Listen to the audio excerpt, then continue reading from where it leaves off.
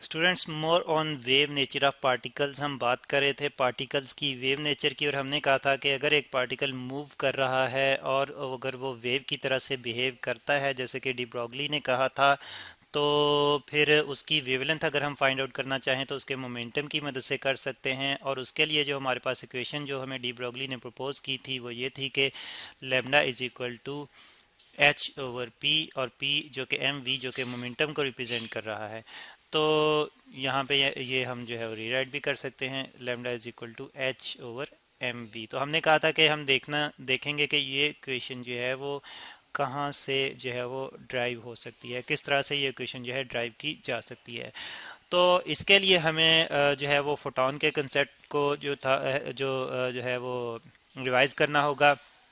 हम जानते हैं कि फोटोन जो है उसकी एनर्जी हम फाइंड आउट कर सकते हैं, फोटोन की एनर्जी हम फाइंड आउट कर सकते हैं E is equal to h f से। और फिर हम ये भी जानते हैं कि फ्रीक्वेंसी जो है ये एसोसिएटेड है वेवलेंथ से, उस वेवलेंथ से जिस जिस जो कि एक्चुअली फोटोन जिस वेव के साथ एसोसिएटेड जिस वेव का फोटोन है। और उसको अगर हम फाइंड आउट करना चाहें तो उसके लिए हमारे पास इक्वेशन ये है, एफ इज इक्वल टू सी और लेमडा। अब एफ की जगह अगर मैं सी और लेमडा पुट करूं तो मेरे पास एनर्जी की इक्वेशन आ जाती है, E is equal to h c over lambda. ठीक है जी।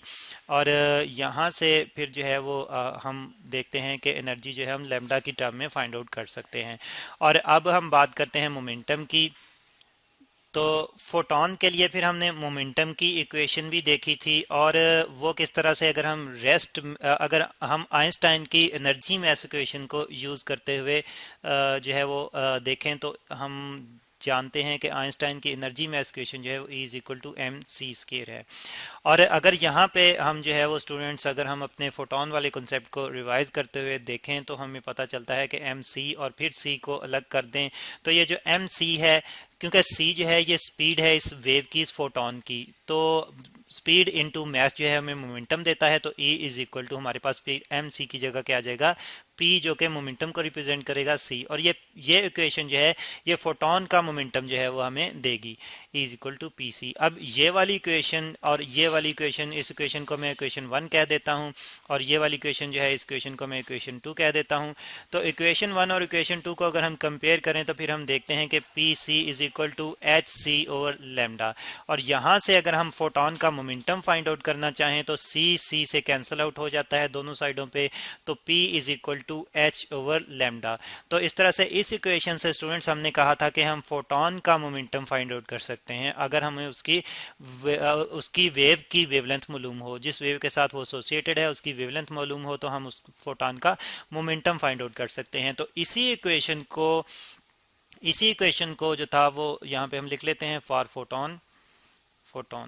तो इसी इक्वेशन को डी ब्रॉगली ने यूज किया किसी भी पार्टिकल के लिए अगर हम वेवलेंथ फाइंड आउट करना चाहें, तो फिर इसी इक्वेशन को हम जो है मॉडिफाई कर सकते हैं एक पार्टिकल के लिए, lambda is equal to H over p की फॉर्म में। ठीक है, for particle, for for for any particle.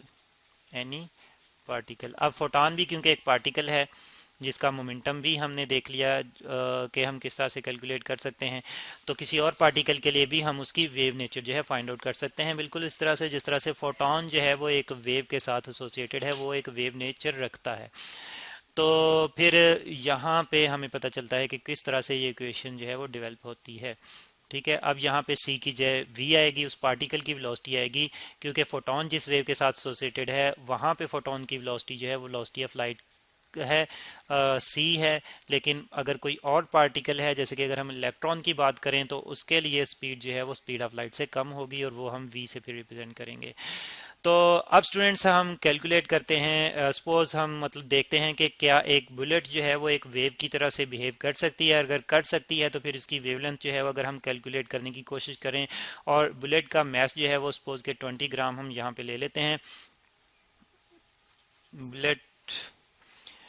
और हमने कहा कि इसका इसका जो मैस है, मैस जो है वो 20 ग्राम ले लेते हैं, और इसकी स्पीड जो है वी जो है, स्पीड इसकी जो है वो हम ले लेते हैं 330 मीटर पर सेकंड। जस्ट ये गन से फायर हुई है तो उस वक्त इसकी स्पीड जो है काफ़ी हाई होती है।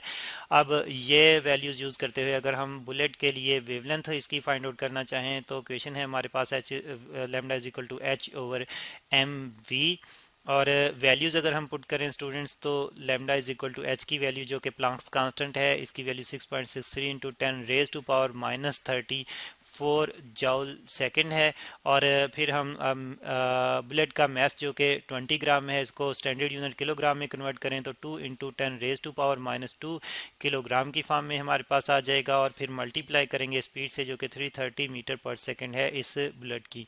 और स्टूडेंट्स जब कैलकुलेटर की मदद से इन वैल्यूज़ को सॉल्व करें तो हमारे पास बुलेट के वेवलेंथ की जो वैल्यू आ जाती है वो 1 into 10 raise to power minus 34 metre आ जाती है। अब ये वैल्यू इतनी इतनी कम है, इतनी कम वेवलेंथ जो है वो हमें मिल रही है कि हम इसकी मदद से इंटरफेरेंस इफेक्ट या डायफ्रैक्शन इफेक्ट जो है वो स्टडी नहीं कर सकते। तो इस तरह से बुलेट के लिए डिटेक्ट नहीं कर सकते, एक्चुअली स्टडी नहीं कर सकते। इस तरह से बुलेट जो है अगर वेव नेचर रखती भी है तो उसको हम स्टडी नहीं कर सकते, उसको हम डिटेक्ट नहीं कर सकते। तो क्योंकि उसकी वेवलेंथ जो है वो इतनी जो है वो हमें छोटी मिल रही है कि जिसको हम जो है वो वेव नेचर जो है जिससे हम स्टडी नहीं कर पाते। और अगर हम एक इलेक्ट्रॉन की बात करें जिसका मास जो है वो बहुत ही कम होता है और जिसकी स्पीड भी काफ़ी ज़्यादा हो सकती है बुलेट के मुकाबले में, तो फिर हम देखेंगे कि क्या इलेक्ट्रॉन जो कि जिसका मास बहुत ही कम है और उसकी स्पीड जो है बहुत ही ज़्यादा है, तो फिर उसके लिए हम क्या स्टडी कर सकते हैं यही इफ़ेक्ट इलेक्ट्रॉन। तो इलेक्ट्रॉन के लिए यानी कि उसकी वेवलेंथ जो है वो अगर हम कैलकुलेट करें lambda is equal to H over M v के फार्मूले से। और यहाँ पे स्टूडेंट्स मैस की अगर हम बात करें तो इलेक्ट्रॉन का मैस जिसको मैं एम ई से रिप्रेजेंट करूँगा 9.1 into 10 raise to power minus 31 kilogram होता है, हम जानते हैं। और स्पीड यहाँ पे हम इलेक्ट्रॉन की जो लेंगे वी जो स्पीड लेंगे ये हम लेंगे 1 into 10 raise to power 6 metre पर सेकेंड। ठीक है, ये इलेक्ट्रॉन की स्पीड जो है वो लेंगे। और ये स्पीड यूज़ करते हुए एक इलेक्ट्रॉन इतनी स्पीड से मूव कर रहा है, तो ये वैल्यूज़ यूज़ करते हुए अगर हम इलेक्ट्रॉन की वेवलेंथ कैलकुलेट करना चाहें तो यहाँ पे वैल्यूज़ पुट करते हैं। प्लांक्स कांस्टेंट की वैल्यू जो है वो यहाँ पे पुट करते हैं और इसके बाद इलेक्ट्रॉन का मास जो कि 9.1 into 10 raise to power minus 31 kilogram है और साथ में स्पीड इसकी जो कि 1 into 10 raise to power 6 metre पर सेकंड है। अब जब कैलकुलेटर की मदद से इन वैल्यूज़ को सॉल्व करते हैं तो हमारे पास इलेक्ट्रॉन की जो वेवलेंथ आ जाती है वो आ जाती है 7 into 10 raise to power minus 10 metre. और स्टूडेंट्स ये वेवलेंथ जो है इलेक्ट्रॉन की, ये वेवलेंथ जो है ये एक्स रेज की वेवलेंथ के कंपैरिजन में आ रही है। अगर हम एक्स रेज की वेवलेंथ जो है वो चेक करें तो फिर हमें पता चलता है कि इलेक्ट्रॉन्स की एक्स रेज की वेवलेंथ भी 10 रेज टू पावर माइनस 10 की रेंज में आती है और इलेक्ट्रॉन्स की वेवलेंथ भी उसी रेंज में आ रही है इन रेंज। और एक्स रेज जो है वो हम जानते हैं in range of X ray wavelength. X ray wavelength को मैं लैम्डा से रिप्रेजेंट करूंगा। तो एक्सरे हम जानते हैं कि इलेक्ट्रोमैग्नेटिक वेव्स हैं और डायफ्रैक्शन फिनोमेना जो है वो बड़ा क्लियरली रिप्रेजेंट करती हैं। तो फिर इसका मतलब है कि अगर इलेक्ट्रॉन की वेवलेंथ जो है वो एक्सरे की वेवलेंथ के रेंज में आ रही है तो फिर इलेक्ट्रॉन का डायफ्रैक्शन फिनोमेना भी हम स्टडी कर सकते हैं, जिस तरह से हम एक्सरे का फिनोमेना जो है वो एक्सरे की डायफ्रैक्शन का फिनोमेना स्टडी कर सकते हैं। तो एक्चुअली एक्सपेरिमेंटली जो था वो इस चीज़ को स्टडी किया गया, यानी कि इलेक्ट्रॉन डायफ्रैक्शन को स्टडी किया गया, यानी कि इलेक्ट्रॉन जो था देखा गया कि वो वेव की तरह से बिहेव करते हैं, इलेक्ट्रॉन डिफ्रैक्शन।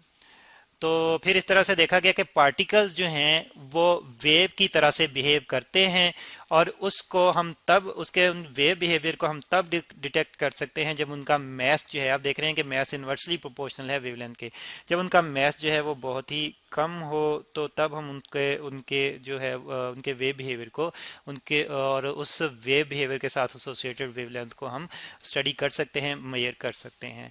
और मज़ीद एक्सपेरिमेंटली इसकी वेरिफिकेशन जो है वो हम अगले लेक्चर्स में डिस्कस करेंगे।